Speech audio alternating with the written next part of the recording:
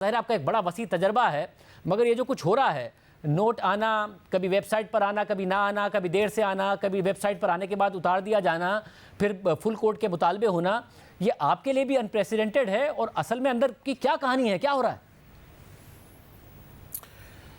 जिया शाहजेब, ये बिल्कुल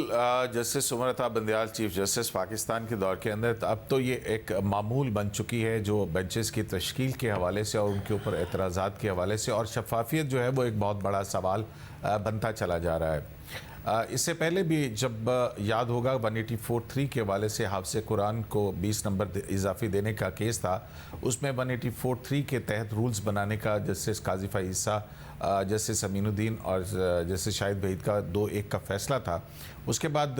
रजिस्ट्रार जो थे उन्होंने अपने एक सर्कुलर के ज़रिए जो है वो उस फैसले को कलअदम कर दिया। फिर उसके बाद 6 रुकनी बेंच बना, जिसको के एतराज़ यही है कि सुप्रीम कोर्ट को जो 7 जुरिस्डिक्शन हैं उनमें किस जुरिस्डिक्शन में बैठ के वो जज साहिबान ने जो फैसला था उसको कलअदम करा दिया, जबकि उसका ऑथर जज भी उसके अंदर मौजूद नहीं था। तो ये एतराज़ात जो हैं इस हवाले से तवातुर से चलते चले जा रहे हैं। जहाँ तक दूसरी बात है जो अब नई पेशरफ्त हुई है, उसमें बहुत सारी चीज़ें जो हैं वो इन बिटवीन द लाइन जो हैं वो हमें नज़र आ रही हैं। और वो आज जस्टिस याहिया अफरीदी का जो नोट है, इसके अंदर बड़ी ही एक बहुत बड़ी खबर जो है वो छुपी हुई है। और उसमें अगर आप पढ़ें तो जहाँ पर वो कहते हैं कि फुल कोर्ट तश्कील दिया जाना चाहिए, और फिर वो इन्वर्टेड कॉमर्स के अंदर लिखते हैं कि integrity of the institution and public trust, और उसके साथ मेंटेनेंस ऑफ हार्मनी, ये कॉमर्स के अंदर हैं। और ये तीनों जो लफ्ज़ हैं ये मुस्तार लिए गए हैं, और ये लिए गए हैं जो जजेस का कोड ऑफ कंडक्ट है, यानी कि जजेस के कोड ऑफ कंडक्ट का जो आर्टिकल 10 है उसके अंदर ये शामिल है कि मेंटेनेंस ऑफ हार्मनी और जो इंटीग्रिटी ऑफ द इंस्टीट्यूशन, और फिर अवाम का एतमाद इदारे के ऊपर। तो ये एक तरह से एक और भी इशारा है कि फुल बेंच या एतराज़ात एक तरफ, लेकिन जो अदालती ज़ाब्ता अखलाक है वो चीफ़ जस्टिस के ऊपर भी लागू होता है कि वो इस हवाले से जो है वो चीज़ों को देखें, और फिर उसके बाद वो फुल कोर्ट की तश्कील की बात कर रहे हैं। जस्टिस मंसूर अली शाह का अगर नोट देखें तो उसके अंदर भी आइन का जो जजेस कोड ऑफ कंडक्ट है, गो के अपने करीबी रिश्तेदारों के हवाले से मुकदमात सुनने के हवाले से जजेस का कोड ऑफ कंडक्ट क्या कहता है उसका हवाला दिया गया है। फिर जस्टिस काजी फ़ाइज़ जो इंक्वायरी कमीशन था ऑडियो लीक्स का, उसके अंदर भी जो है वो आर्टिकल 4 का हवाला दे चुके, जो कि सुप्रीम कोर्ट के सामने आया था। तो जजेस का कोड ऑफ कंडक्ट के हवाले से बहुत ज़्यादा एतराज़ात अब जजेस की तरफ से जो है वो चीफ जस्टिस के हवाले से आ रहे हैं, जो कि एक बिल्कुल ही एक मुख्तलिफ़ किस्म की सूरत हाल की तरफ निशानदेही कर रहा है। जबकि दूसरी तरफ अगर हम देखें तो जस्टिस मंसूर अली शाह का जो कल का नोट है उसके अंदर भी जो आपने अभी जिक्र किया कि हाशिए के अंदर बताया गया कि 22 का भी मेरा एक नोट है, उस नोट के साथ जो है उसको पढ़ा जाए इसी हवाले से, तो वो नोट भी मौजूद नहीं है। लेकिन जहाँ पर वो नोट मौजूद नहीं है उसके बाद 7 जज साहिबान का तो एक ऑर्डर ऑफ द कोर्ट मौजूद है। लेकिन अगर जस्टिस मंसूर अली शाह ये इशारा कर रहे हैं कि 22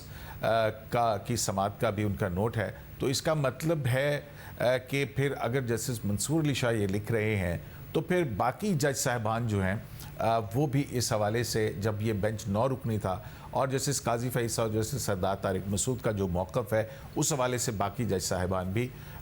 इन सारे मामलात के ऊपर कुछ लिख सकते हैं। तो जो सूरत हाल है वो गंभीर होती हुई नज़र आ रही है। आइंदा अदालती जो भी प्रोसीडिंग्स होंगी अदालती छुट्टियों के बाद या चीफ जस्टिस के